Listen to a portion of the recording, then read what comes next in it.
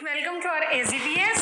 Now today we will study about the concept of economics and significance of economics. तो हम इसमें author follow कर रहे हैं टी.आर. जैन. तो इकोनॉमिक्स क्या होता है, हम सबसे पहले इकोनॉमिक्स के बारे में स्टडी करेंगे. इकोनॉमिक्स से आप क्या अंडरस्टैंड करते हो.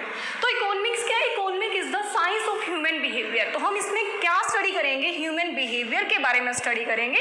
बेसिकली जो हमारा मेन पर्पज है वो ह्यूमन बिहेवियर के बारे में स्टडी करना है. वेयर रिसोर्सेज आर लिमिटेड, हमारे पास रिसोर्सेज लिमिटेड हैं, हमने ह्यूमन बिहेवियर को स्टडी करना है. तो ह्यूमन का बिहेवियर है जो टाइम टू टाइम चेंज होता रहता है.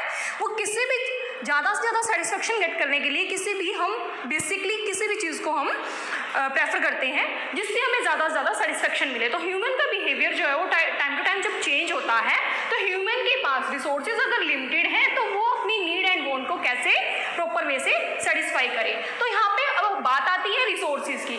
अब रिसोर्सेज क्या होते हैं, रिसोर्सेज हमारे पास बेसिकली अगर हमारे पास रिसोर्सेज कार्स हैं या लिमिटेड हैं तो लिमिटेड रिसोर्सेज से हम अपनी नीड एंड वांट को कैसे सेटिस्फाई कर सकते हैं. तो हर एक पर्सन, कोई भी पर्सन हो, कंज्यूमर है, वी ऑल आर कंज्यूमर. तो जो कंज्यूमर होता है, कंज्यूमर क्या चाहता है, ज़्यादा से ज़्यादा सेटिस्फेक्शन चाहता है. अब ऐसे ही क्या है, जो प्रोड्यूसर होता है, प्रोड्यूसर चाहता है कि मैं ज़्यादा से ज़्यादा प्रॉफिट को मैक्सिमाइज करूँ. कंज्यूमर चाहता है कि मैं कम से कम प्राइस पे क्या करूं, ज़्यादा से ज़्यादा गुड्स एंड सर्विसेज को गेट करूं एंड उससे ज़्यादा से ज़्यादा सेटिस्फेक्शन गेट करूं.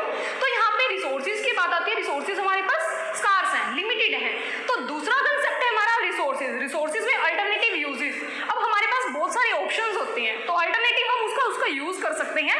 लाइक हमारे पास 10 रुपीज़ हैं तो 10 रुपीज़ से हमें पेन भी परचेज करना है, पेंसिल परचेज करनी है, रबड़ परचेज करनी है, मार्कर परचेज करना है. तो बहुत सारे एग्जाम्पल हो सकते हैं. तो उसका अल्टरनेटिव यूज़ हमें कैसे करना है तो वो हम पे डिपेंड करता है कि हमें उससे ज़्यादा से ज़्यादा सेटिस्फेक्शन कैसे मिल सकती है और हम उसको प्रॉपर वे से कैसे यूज़ कर सकते हैं.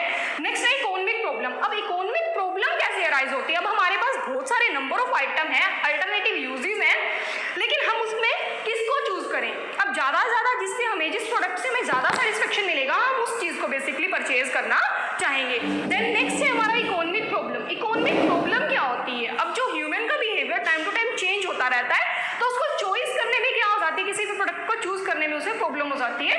तो इस प्रॉब्लम को सोल्व करने के लिए हमारे पास सोल्यूशन क्या है. तो फर्स्टली हम रीड करेंगे इकोनॉमिक प्रॉब्लम है, क्योंकि हमारे पास इकोनॉमिक प्रॉब्लम तब अराइज होगी जब हमारे पास रिसोर्सेज होंगे लिमिटेड. अब इन लिमिटेड रिसोर्सेज को हमें प्रॉपर वे से कैसे यूटिलाइजेशन करना है तो ये डिपेंड करेगा हम पे. तो इस प्रॉब्लम को सोल्व करने के लिए हमें चॉइस की बात आती है. तो चॉइस हम वो प्रोडक्ट चूज करेंगे, वो गुड एंड सर्विसेज चूज करेंगे जिससे हमें ज़्यादा से ज़्यादा सेटिस्फेक्शन गेट होगा. तो नेक्स्ट कंसेप्ट है हमारा ह्यूमन वांट्स आर अनलिमिटेड. अब ह्यूमन की जो वांट्स हैं, इच्छाएं हैं, वो सब क्या है, अनलिमिटेड है. हम चाहते हैं फॉर एग्जाम्पल हमारी जो नीड है वो क्या है, टाइम टू टाइम. पहले के टाइम में क्या था, हम ज़्यादा रेडियो देखते थे वगैरह ये सब, फिर टीवी आ गए, टीवी के बाद ये एलईडीज़ वगैरह आ गई. तो डिपेंड करता है ये day by day mobile phones आ गए, एंड्रॉइड्स आ गए. तो ये डे बाय डे हमारी नीड एंड वांट क्या होती जा रही है, चेंज होती जा रही है, बढ़ती चली जा रही है. तो ह्यूमन की नीड एंड वांट्स जब अनलिमिटेड हैं तब यहाँ पे हमें इकोनॉमिक प्रॉब्लम अराइज होती है. नेक्स्ट है हमारा अल्टरनेटिव यूजेस. तो हम ये जो 10 रुपीज़ का हमने एग्जांपल लिया तो 10 रुपीज़ को हम बेसिकली किस तरह से उसका यूज़ करें. तो इनको यूज़ करने के लिए हमने क्या करना है, इसको जिससे हमने वहाँ पे मनी को स्पेंड करना है जहाँ से हमें ज़्यादा से ज़्यादा सेटिस्फेक्शन हो और ज़्यादा से ज़्यादा हम उससे कंफर्टेबल फील करें. एंड देन प्रोड्यूसर चाहेगा कि मैं ज़्यादा से ज़्यादा क्या चाहूँ, उससे ज़्यादा से ज़्यादा प्रॉफिट को गेट करूँ.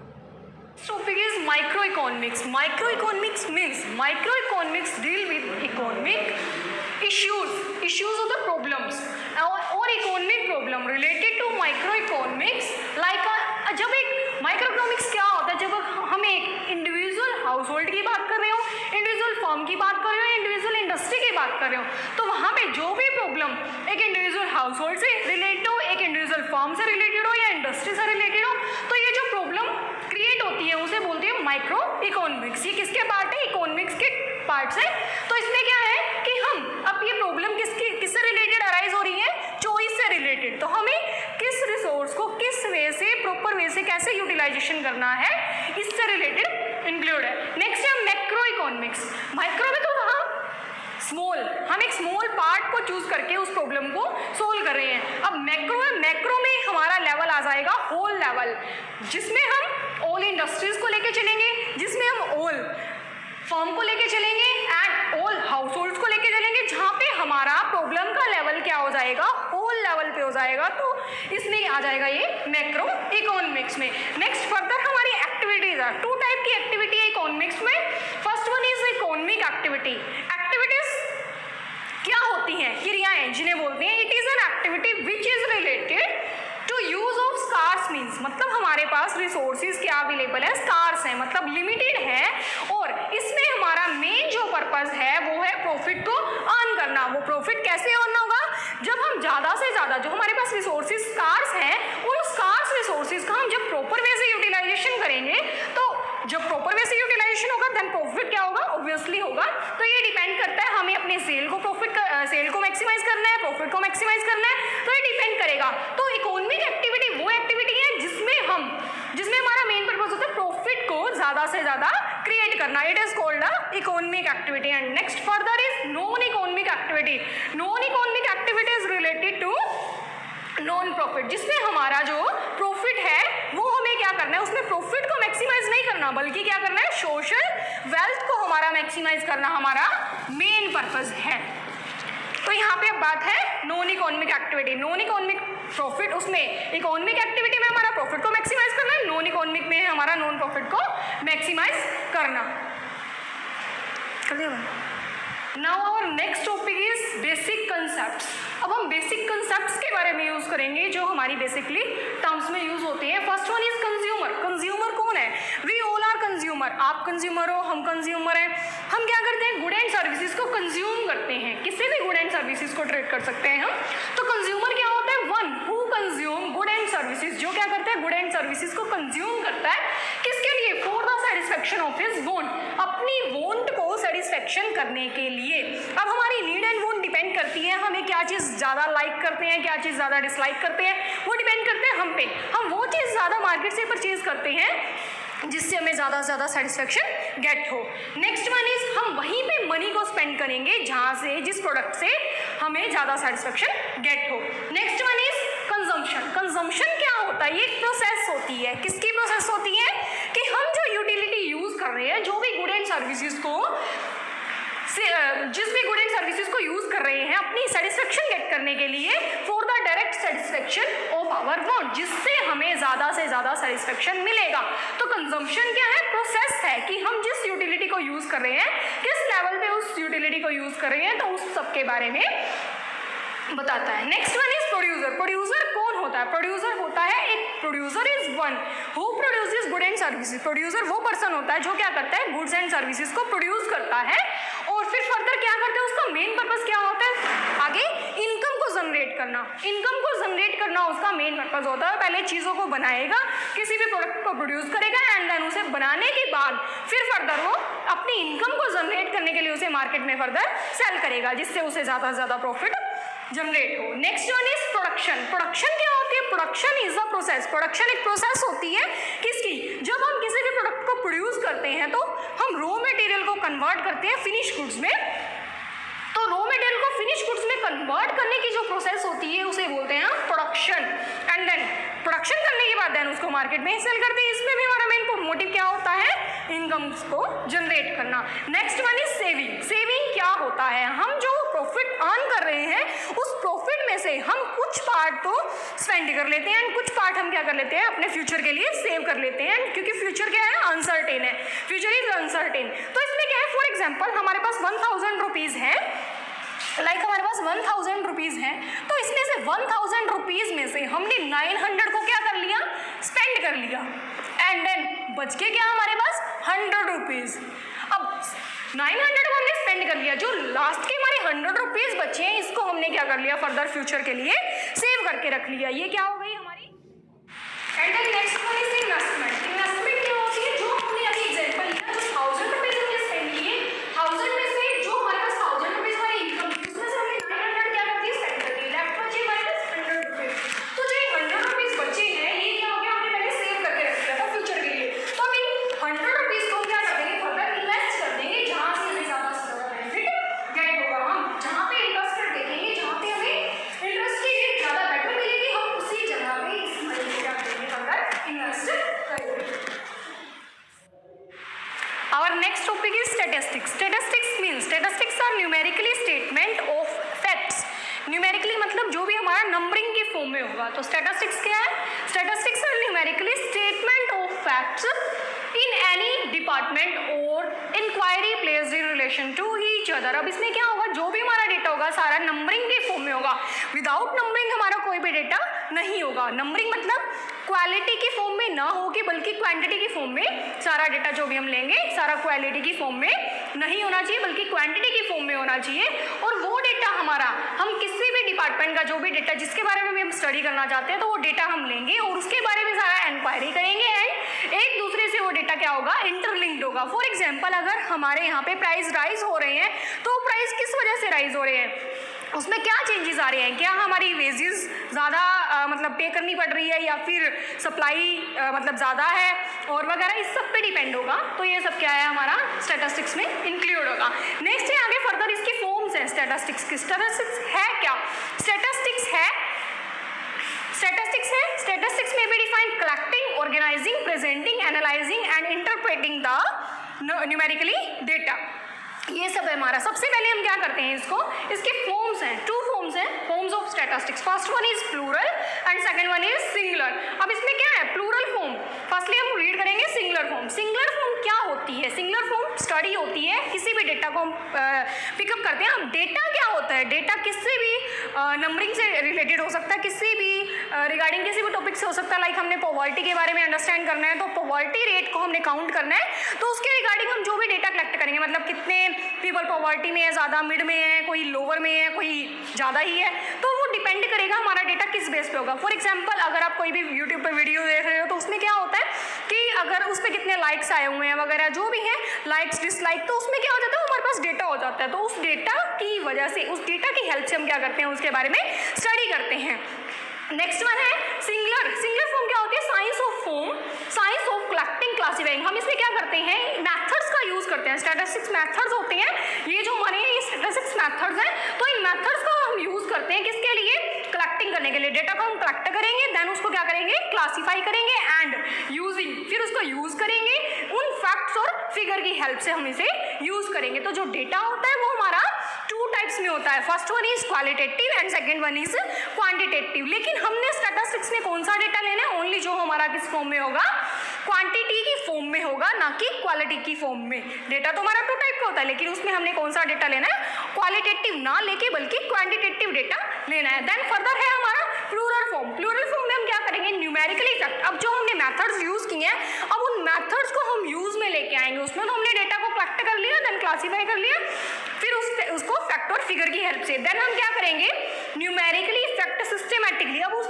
मेथड्स को जो यूज करेंगे हम डेटा को कलेक्ट करने के लिए, जो मेथड यूज में लेके आएंगे और फिर उसके फर्दर उसकी हेल्प से हम डेटा को क्या करेंगे, कलेक्ट करेंगे. नेक्स्ट वन है हमारा मेथड्स. मेथड्स कौन कौन से हमारा, इसे हम राइट कर सकते हैं COPAI. सी मतलब ये प्रोसेस है, इसकी स्टेजेस है. फर्स्ट वन इसकी स्टेज क्या है, C means collecting, O means organising, then P means presenting and A means analysis and I means interpreting. First one is collecting. हम डेटा को किस वे से कलेक्ट करेंगे, फर्स्ट वन है हम इसको सेंसस मेथड से भी कलेक्ट कर सकते हैं और सैंपल मेथड से भी कलेक्ट कर सकते हैं. ये आगे हमारा फर्दर नेक्स्ट चैप्टर में आएगा, उसमें एक्सप्लेन होगा. नेक्स्ट है हमारा ऑर्गेनाइजिंग. ऑर्गेनाइजिंग क्या होता है, हम डेटा को ऑर्गेनाइज कर देते हैं डिफरेंट फॉर्म्स में और किसकी हेल्प से, टेलीवास की फॉर्म में से ऑर्गेनाइज करते हैं. नेक्स्ट वन है हमारा प्रेजेंटेशन. प्रेजेंट करेंगे हम डेटा को टेबल बना के, ग्राफ्स बना के, देन उसको डिफरेंट वे से हम उसको प्रेजेंट कर देंगे. नेक्स्ट वन है हमारा एनालिसिस. फिर हम उस डेटा को एनालाइज करेंगे, कंपेयर करेंगे किस उससे, परसेंटेज को फाइंड आउट करके एंड एवरेज वगैरह को फाइंड आउट करके. ये हमारे मेथड्स आएंगे, नेक्स्ट चैप्टर्स में आएंगे. लास्ट वन है हमारा इंटरप्रेटिंग. इंटरप्रेट करेंगे, फिर उसको जो हमारा सारा डेटा होगा हम उसको कंपैरिजन करेंगे.